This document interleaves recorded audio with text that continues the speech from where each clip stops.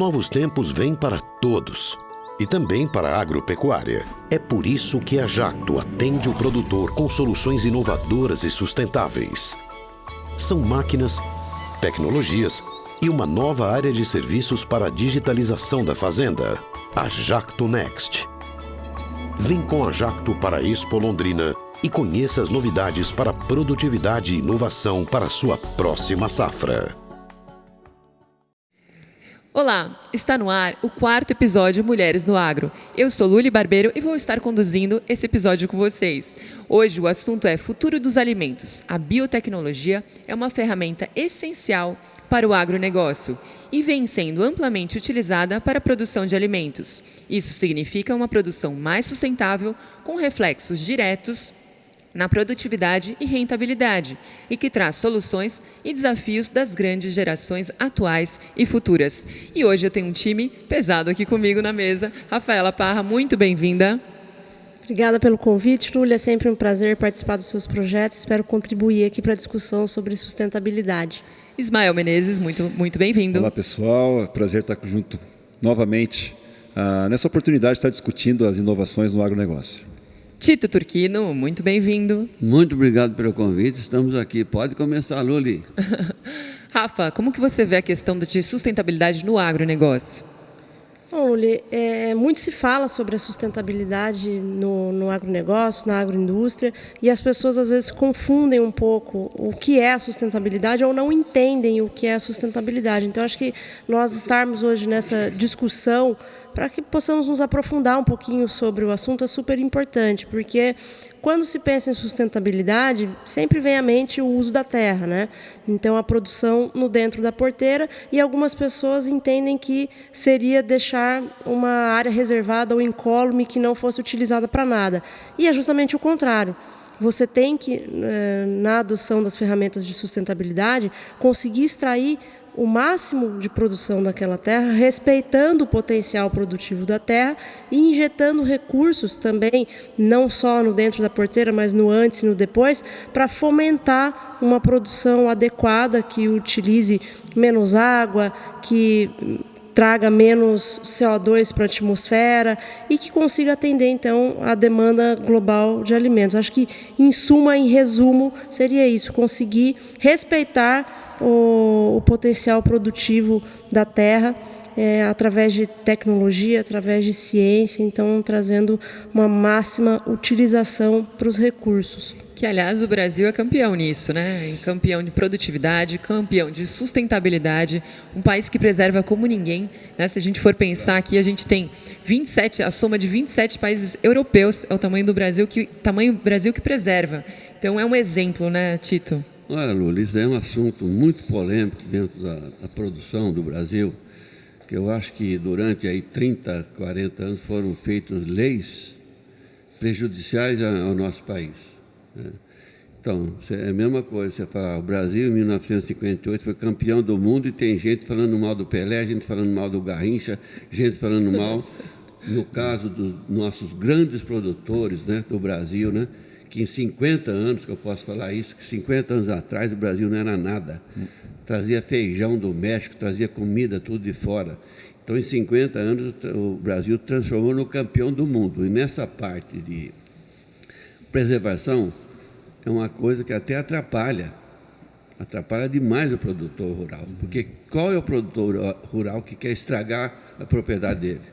Quer poluir a água, quer estragar. A água é um bem para o gado, para beber água, e ninguém quer fazer isso, ninguém quer criar erosão, porque geralmente perto de rio, perto da erosão natural. Então, você conserva uma faixa, né? E isso, nessa preservação, nós somos os maiores do mundo, somos os maiores criticados no mundo todo. Então, umas leis, uns políticos também, não todos, que prejudicam, que vão falar mal do nosso país, dos nossos produtos produzidos aqui, que nós somos campeões, os melhores produtos da carne, soja, suíno, aves aqui, que nós exportamos, matamos a fome do mundo todo, e ainda tem políticos nossos que vão lá falar mal dos nossos produtos. Ismael, como é que você vê essa questão do ESG dentro das grandes empresas, dos grandes players? Isso é algo que, a cada ano, isso é algo que é cada vez mais incutido e mais incentivado, políticas para que tenhamos aí, né, como a Rafa colocou, uma produção mais sustentável, né? O Brasil, ele é exemplo no que diz respeito à preservação ambiental, exemplo em matas ciliares. E o Brasil é vendido a imagem de que o Brasil, lá fora, na verdade, ele é o vilão dessa história. E na verdade, é o oposto disso, né? Então, Tito, eu concordo contigo.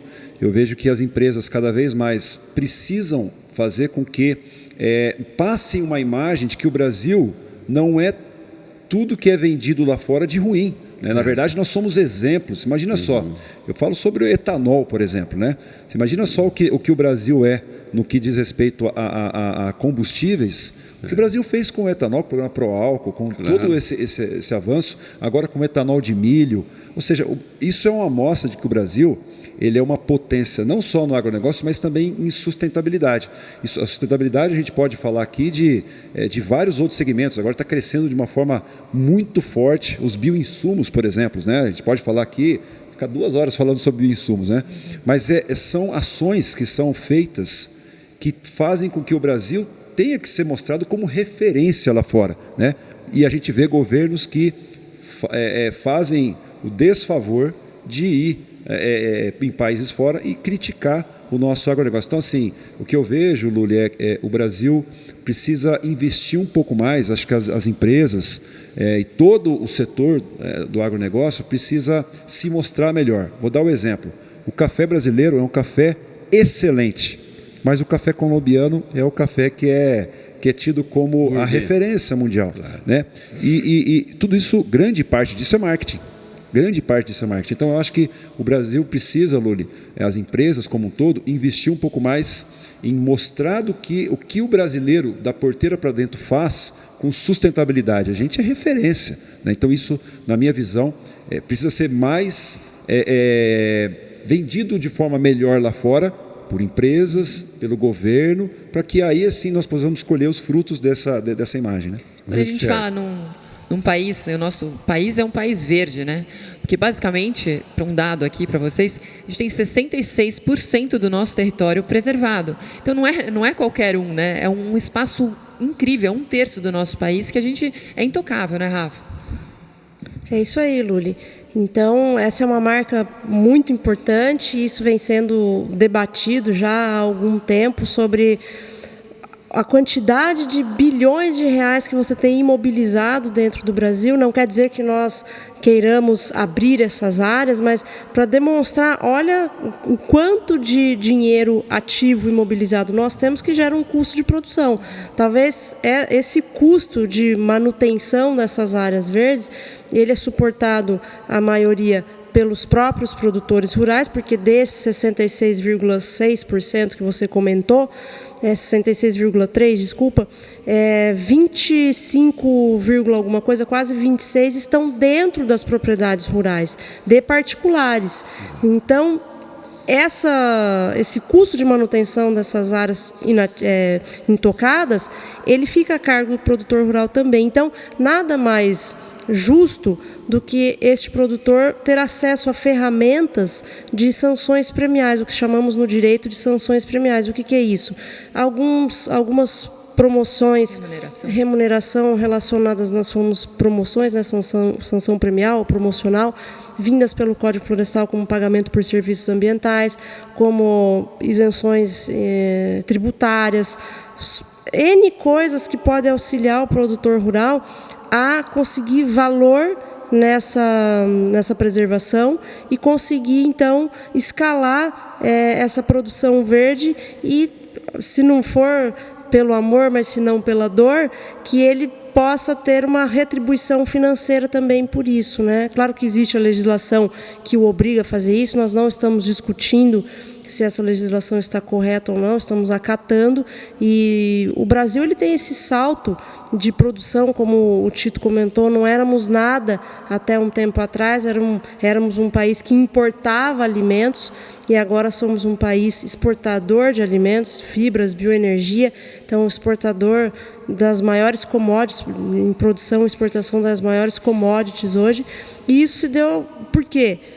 Através da tecnologia empregada, através da ciência, de pesquisa. A biotecnologia tem muito a ver com isso também, que é muito aplicada em várias culturas, principalmente na soja brasileira.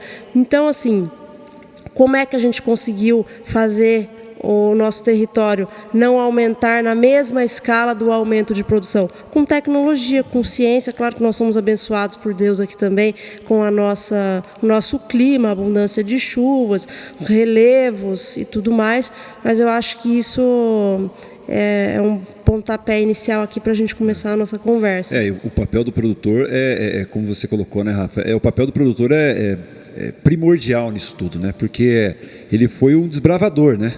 Com todas as amarras, ainda a gente é o maior produtor de soja, terceiro maior produtor de milho, maior exportador de café, e por aí vai. Vamos citar aqui, a gente vai ficar uma meia hora falando das né?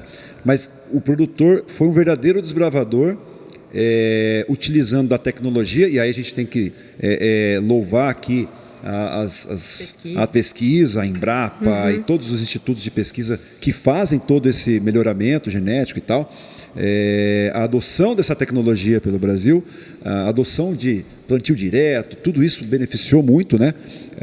Mas eu concordo com você, Rafa, que o produtor hoje ele precisa ser remunerado pela parte ambiental que ele sustenta, que ele retém, e que hoje ele está sendo ele talvez não é muito bem remunerado por essa parte, e ainda assim ele leva a pecha de que ele está sendo contra o ambiente. Então eu acho que isso tudo precisa ser melhor discutido no setor como um todo, no setor que financia o agronegócio, como uma forma de remunerar todo esse esforço que é feito pelo produtor. Porque a teoria, né, é maravilhosa, mas quando você vai para o lado prático da coisa, né, Tito? Aí a coisa começa a complicar um pouco, né? Claro, você falou em desbravador, né? Então você veja bem, o produtor rural desbravou esse norte do Paraná, né, para dar emprego para muita gente. Pessoal da indústria também, um trator, uma colheitadeira, quantos empregos não dá aí, principalmente no Rio Grande do Sul, que vem todos esses maquinários de lá para o nortão lá, né? Quanto emprego que dá. Então ele desbravou, então para fora. E muita gente aqui do Brasil acham que isso aí é um crime, né? Mas se você colocar um alqueire de soja, vamos supor, e um alqueire de mata, para todo mundo saber, e um alqueire de soja produz mais oxigênio do que um alqueire de mata. Estou certo ou estou errado? Exato. Então você veja bem, nós fizemos isso aí, um jardim, né, que era uma mata que não produzia nada.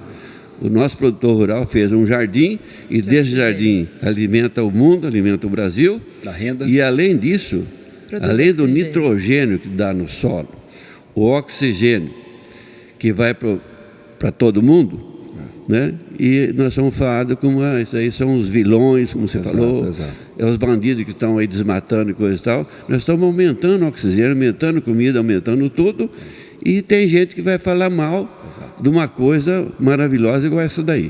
Acho que o Ismael tocou num ponto super importante, que é da comunicação do agronegócio. Então, acho que a comunicação, passar uma imagem positiva do agro e conseguir fazer com que os próprios brasileiros assistam a magnitude que o agronegócio e compreendam isso e vendam isso Brasil afora e mundo afora, é o que falta para o agronegócio. A nossa comunicação ainda tocou no ruim. Patriotismo, né? Tem que ter patriota para ir lá falar. Exatamente. Você tocou num assunto importante. Eu acho que talvez esse trabalho ser feito nas escolas, de criança, para poder as crianças terem conscientização do que é, qual a importância do agronegócio e de que forma elas possam entender isso, de forma de desenho animado, de repente, as escolas e o próprio governo tomarem conta desse assunto, que é tão importante, porque aí a criança já vai crescendo numa realidade, já vai entendendo a importância da produção de alimentos numa esfera ESG, né, numa esfera super sustentável, e aí possa realmente a gente poder caminhar para uma coisa mais positiva, né? Lógico, isso é uma coisa de bastante tempo para chegar nisso daí, né? Isso. Pegar as crianças do jeito que está sendo educada nesses últimos 20, 30 anos, você transformar isso seria uma coisa maravilhosa que você está falando, né? E o ponto, assim, muitas vezes, até as pessoas nos grandes centros, não só, né, os grandes centros hoje, né, eles não, muitas vezes eles não entendem da onde vêm os produtos que eles consomem, né? Então, ele não tem a percepção de que a calça jeans é produzido no supermercado. Algodão. Não tem a percepção de que várias coisas que ele utiliza no dia a dia é agro, né? Então, toda essa comunicação, na minha visão, eu vejo que precisa ter um esforço muito grande para que aí assim a sociedade tenha consciência do papel do agro e aí seja também um agente de barreira quando nós temos, por exemplo, países que têm uma concorrência muito forte com o Brasil, por exemplo, a França, que barra várias ações do Brasil, que fala mal do nosso agro, e aí muitas vezes aqui para dentro uma grande parcela da população não entende, e aí talvez fique aquela percepção de que o agro é o agro que polui, o agro é o... Não, né? O agro que gera renda, o agro brasileiro é a locomotiva da economia brasileira. Gera oxigênio, gera comida, a quantidade de comida que o Brasil gera, que dá sustentação aqui, não só para renda, mas também que baixa a inflação. Você imagina se nós não produzíssemos a quantidade de milho, de café, quanto seria o preço disso na ponta final? Então, acaba tendo um fator indireto. Tinha uma restrição também, não ia ter diversidade, não ia ter diversidade de alimentos. Exato. Né, então, marcas. assim, eu vejo que falta a conscientização e de levar para a grande população brasileira, a sociedade brasileira, que o agronegócio ele é um agente transformador, ele é um agente que remunera, que dá emprego. A quantidade de profissionais no agronegócio hoje é 4 vezes a população da Finlândia. Só para ter uma percepção. E tem uma expansão gigantesca para acontecer. Só que a sociedade como um todo tem que entender isso e levar isso à frente para valorizar mais o agronegócio brasileiro. Porque eu vejo que o agronegócio brasileiro, muitas vezes, pela grande parte da sociedade, não é tão valorizada frente a inúmeros benefícios que a gente tem aqui no agronegócio. Você falou que gera isso, gera aquilo, gera aquilo outro. E também gera, sabe o quê? Que é o maior ciúmes do mundo todo? Gera preços baixos. Exato. Tá? Nós vendemos essa carne e fala, a carne está cara, a carne está cara. Mas a Luli conhece. Vai lá na França, na Suíça, na Alemanha e compra 1 quilo de filé mignon. 1 quilo de filé mignon. Custa R$700, que dá para você comer carne aqui no Brasil o ano todo. Exatamente. Com R$700. Você compra 30 quilos de carne, que é per capita, é isso aí que o povo brasileiro consome. Quanto que a gente está vendendo então, um quilo da carne? Preço muito baixo de todos os nossos alimentos em relação ao mundo. Por isso tem um fator social, né? Tem um fator social, né? Claro, também. Quanto foi vendido o quilo da carne agora no último leilão? Bom, nós vendemos uma base de 10 a 12 reais, mais ou menos, o quilo do peso vivo do animal. O produtor vende a 11 reais, 10 reais o quilo para o próximo comprador. Mas olha só, chega no consumidor aqui muito mais. Você imagina em outros países... Esse é o peso vivo que nós vendemos a 10, 8, 9, 10, 12. Chega no máximo 13 reais por aí. Esse é o preço que nós vendemos no nosso leilão, que foi um preço bom. Nós ficamos satisfeitos com esse preço. As pessoas não entendem também, é legal a gente tocar nesse ponto da formação de preços. O produtor rural não é formador de preços dentro do agro, né? Então, as pessoas não entendem, falam, mas como vendeu por 10 o quilo do animal vivo e chega na minha mesa o quilo da picanha a 120, a 140, 150, esse é absurdo, né? É absurdo. Então, né? assim, é um problema, por isso que volta ao assunto que estávamos conversando no começo, né? O papel do Estado, o papel do governo de uma legislação mais fluida, de menos tributos, de menos oneração dentro da cadeia. A cadeia do agronegócio é muito longa, então dentro dessa cadeia, em todos os players que estão ali, você vai agregando preço, e aí no final ele chega àquele preço maior, né, majorado para o consumidor final. E o consumidor final precisa compreender que não é porque o produtor rural está enfiando a faca nele e está tendo um lucro absurdo, né? Hoje a ideia que alguns têm é de que o produtor rural é milionário porque enfia a faca no consumidor final, fica rico às custas dos outros e ainda por cima polui e degrada o meio ambiente. Nossa. É uma distorção total do que é a nossa cadeia agroindustrial, do que é a nossa produção no dentro da porteira e do que significa essa produção a nível global. Hoje o Brasil alimenta quase 1 bilhão de pessoas no globo, através de um estudo feito pela Embrapa. Então, isso é muito significativo, ainda mais com o aumento da demanda por alimentos, né, o aumento populacional puxado por China e Índia. Então, nós precisamos continuar produzindo. A própria OCDE imputa ao Brasil um aumento de produção em 40% até 2030, para dar conta de suprir, então, as necessidades do mundo. Nossos concorrentes, como China e Estados Unidos, também têm uma projeção de crescimento, mas de 10% e 15%. Não se compara ao Brasil. Por quê? Porque o Brasil é uma superpotência no agronegócio. Por isso que países como França, dentre outros, atacam e jogam pedra no Brasil, porque eles não são só clientes, eles são concorrentes principalmente. E aí o nosso pessoal aqui morde a isca e ajuda e endossa o papo furado deles lá no exterior, para que a gente seja taxado como vilão o agro brasileiro. E ainda jogam de pasto algumas cascas de banana por aí, né? Tipo uma como é que chama? Para escorregar mesmo, né? Agora teve a vaca louca, a típica. A vaca louca típica. Inventa. Todo mundo sabendo. Inventa as coisas, é o que eu falei, né? O mundo inteiro ficou sabendo da vaca louca típica. Tipo assim, que loucura é essa?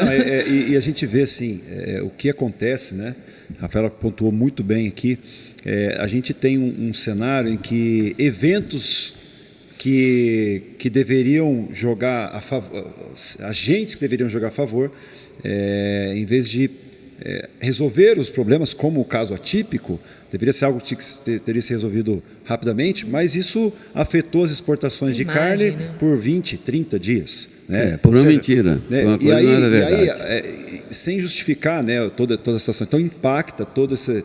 Por isso que eu digo que o agronegócio, além de todas as amarras, ele é um super-herói, porque se não tivesse as amarras tributárias, mais do que já de legislação e até de mídia contrária, imagem, poxa, a gente seria assim, imbatível, né? A gente já é muito forte. E hoje, né? pensa, hoje nós estamos aqui sentados conversando sobre agronegócio, porque estamos com especialistas, com produtores, com pessoas que trabalham no agronegócio. Agora, se falar para a gente discutir aqui sobre construção civil, e falar, vamos discutir sobre se está certo ou não o cálculo que utilizaram, se esse prédio vai subir ou não. Eu não sei. Sim. Eu não posso opinar. Não sei se alguém aqui tem informação para isso, mas creio que não. Não dá para a gente conversar sobre isso. Por que é que a gente aceita uma pessoa que não tem formação no agro, que não é engenheiro agrônomo, engenheiro florestal, advogado do agro, ou seja lá o que for dentro dos players do agronegócio, falar sobre o agronegócio e as pessoas baterem palma e ainda falarem, olha, a fulana, cantora brasileira, disse que aqui é insustentável.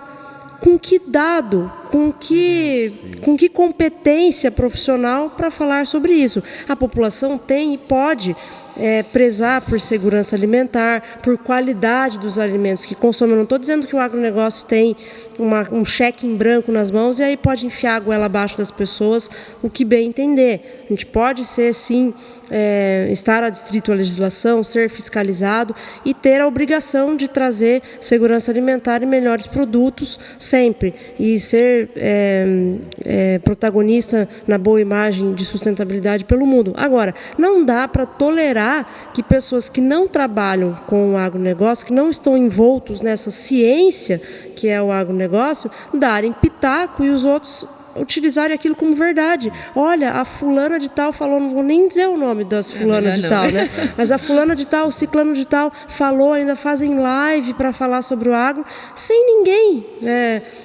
de nenhum setor do agronegócio para dizer, olha, isso está certo, dados são esses, dados são aqueles. Isso é um completo absurdo que acontece no Brasil.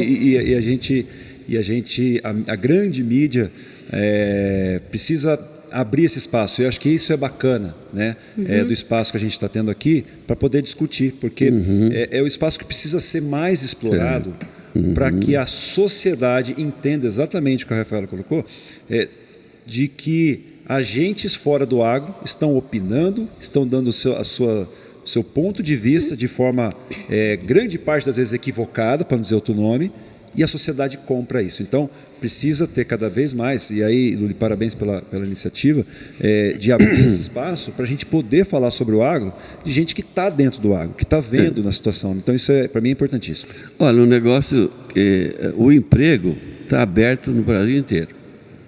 Então, quem quiser também entrar no agro também, como muitos artistas já entraram no agro e já saíram.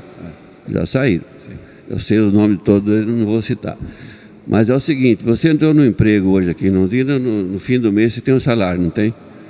Tem o seu salário ali, já está combinado o salário. O agro é diferente, às vezes ficou 1 ano, 2 anos, 3 anos, 4 anos, não tem salário.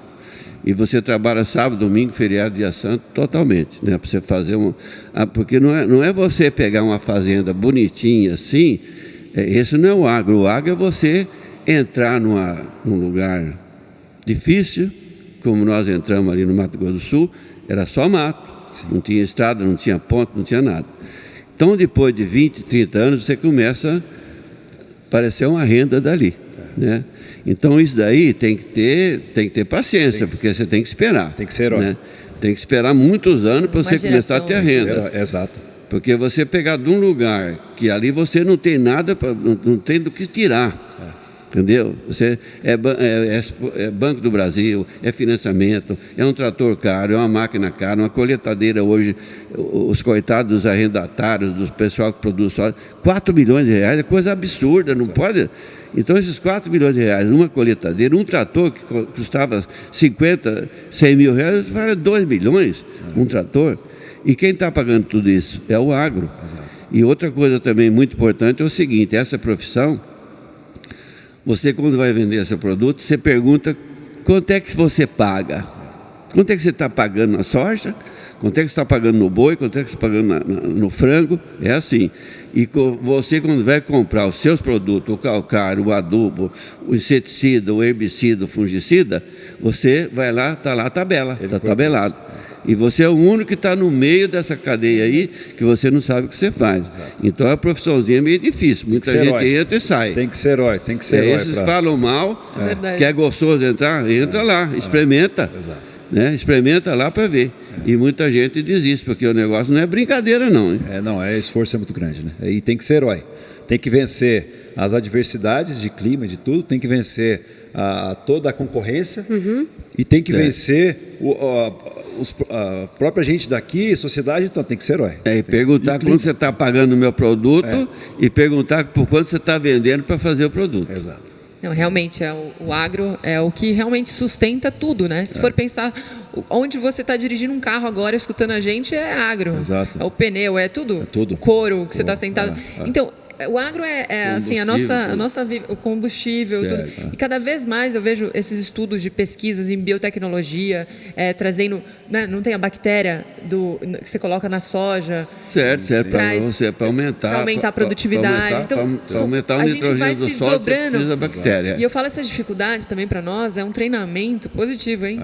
Imagina como a gente vai ficar bom daqui uns anos. Não, eu vejo, tanta diversidade de dificuldade. Que o ESG ele é um aliado do agronegócio, porque a gente conversava sobre a deficiência que o agro tem de comunicação. Então, a partir do momento que as agroindústrias e os produtores rurais em rastreabilidade começam a relatar os benefícios que a atividade dele tem no campo econômico, social, ambiental e de governança, ele começa, então, a mostrar para o mercado, a mostrar para os seus investidores, para o mundo, como aquela atividade é sustentável. Então, através de indicadores específicos, no caso do ESG, a gente utiliza indicadores internacionais que são aceitos pelo mercado, e aí você consegue definir e até ter algum critério de comparabilidade entre empresas do mesmo ramo, né?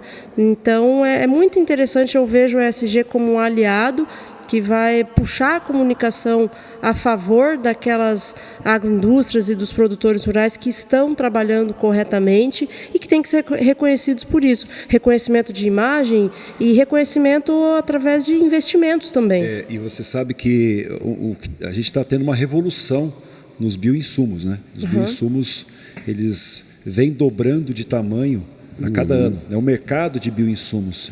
E isso acaba tornando cada vez mais verde a nossa agricultura, né?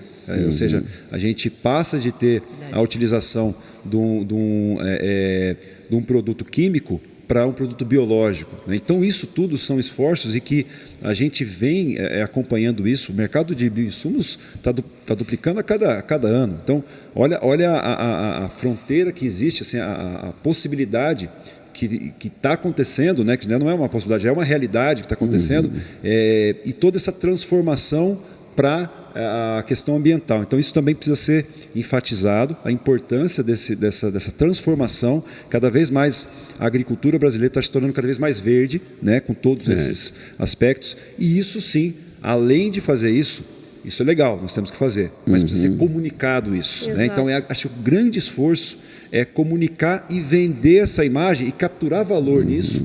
E quando nós tivermos uma situação onde concorrentes acabam tentando aqui colocar uma situação contrária, adversa ao Brasil, uma situação de imagem, e aí eu posso falar de soja, milho, pecuária, nós temos que ter essa linha de frente, essa barreira de frente, um ministério, uma mídia voltada para dizer, opa, aqui não, aqui a gente faz isso. Então, eu acho que essa grande importância que a gente precisa ter, reconhecer todos os esforços em toda a questão ambiental, né? Você falando do verde, eu lembrei de uma coisa muito importante também, Lúlio. Olha, isso aí tudo é a folha que faz tudo. A folha que dá alimento para a planta, é a folha que faz a fotossíntese, é a folha que faz tudo. E todo mundo fala de meio ambiente, coisa e tal, esse meio ambiente é a folha que determina. Então, agora, falam bem, não sou contra, reserva ambiental, mata, tudo, tá, não sou contra. Mas a folha da soja é alguma vilão? A folha do milho é vilão? A folha do capim, ela não gera nada, não faz fotossíntese, não faz nada? Para manter o capim vivo, a folha tem que trabalhar para fazer vem a água da raiz e a folha que transforma tudo o alimento para a planta comer. Uma árvore, mesma coisa. Então, por que será que uma folha de uma árvore, que é uma árvore, geralmente é uma árvore velha, como eu, assim, que não produz tanto como uma folha nova? Folha nova de uma soja sempre é nova. 4, 5 meses já vem o milho. O milho hoje já está dessa altura. Lá, Tito, você falou uma coisa importante, porque tudo vem da folha. Agora eu estou pensando aqui, quando você está falando, o boi vem da folha, porque se ele não comer a folha, como é que ele vai produzir a carne e como que ele vai alimentar as pessoas? Resume tudo. O frango só come milho, uma bolinha de milho só. Como aquela soja está ali, o câmera pode filmar aquela soja que está ali, ó. O nosso quadro. Será que aquela folha ali não está fazendo nada ali para nós? Não está dando oxigênio? Então é a folha. Então esse negócio que falam, isso é uma grande mentira contra nós. Exato. É uma coisa que é tipo de uma inveja, porque nós produzimos mais barato aqui no Brasil. E vai coisa mais barata, dá problema para os outros lá fora. Exato. Concorrência. Porque todo mundo produz todo mundo lá. Tem medo do Brasil. Uma vaca na Suíça é financiada 2, 3 vezes o valor da vaca para o cara continuar tirando leite, porque senão ele vai parar. 5, 6 vacas ali. Ele vai parar, porque se não for super financiada, ele vai parar. E nós, ao contrário, aqui no Brasil. Ao contrário. Exatamente, concordo contigo. Esse ponto, né, de que o verde, a gente está vendo o verde ali na imagem, isso gera um benefício que, além de gerar fotossíntese, além de gerar captura de carbono, além de deixar o nitrogênio no solo, ainda produz alimento. E ainda, então, olha só, as pessoas esquecem disso, né? Que a gente precisa se alimentar. Produz alimento. Então, a gente tem uma população crescente. Uma produção, ela vai sair, vai entrar outra, então é a utilização daquilo que você colocou. E ainda emendando você, ela vai produzir também uma massa do caule, da folha, tudo, que fica porque uma soja plantada no primeiro ano, ela produz X.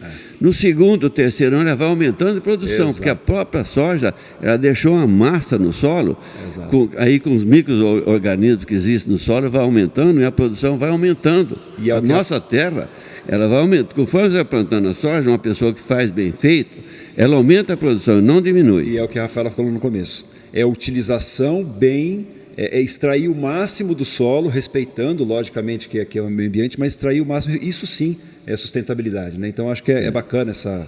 Aumentando a produção, Exatamente. Ela vai aumentando. A pessoa que faz bem Exatamente. feito, ela aumenta, não diminui não. E com isso, você com menos terra, você produz o alimento que nós desejamos. É esse mesmo, nosso agro brasileiro, né? Como único e invejoso por todo mundo, hein? Exato. Me arrisco a dizer. Sim, invejado. Bom, gente, infelizmente nosso papo chegou ao fim, né? Que pena, hein? Rafaela Parra, muito obrigada pela sua presença aqui com a gente. Eu que agradeço, Lula, é sempre um prazer participar. A gente acho que conseguiu trazer bons pontos para que a população possa refletir o que realmente é o agro brasileiro e o quão sustentável nós somos. E Ismael Menezes, muito obrigada mais uma vez por sua participação aqui com a gente. Legal, obrigado, Lula, obrigado a todos. Sempre satisfação estar com vocês, discutindo o agronegócio, que é algo que a gente precisa fazer de forma constante para a sociedade brasileira. Tito Isso Turquino, mesmo. muito obrigada pela sua presença. Nós temos que mostrar a pessoas assim que são influenciadas, né? Influenciadas pelas invejas, pelas palavras de algum artista, de algumas pessoas, de algum político também, né? Que falam mal dos campeões mundiais, né? Que nós somos campeões mundiais de produção, né? Em 50 anos transformar o Brasil no que é hoje. Então, acho que devia ser mais elogiado do que criticado, né? E vocês, eu agradeço pelo carinho da sua audiência nesses 4 podcasts Mulheres no Agro. A gente fica por aqui. Até a próxima. Tchau.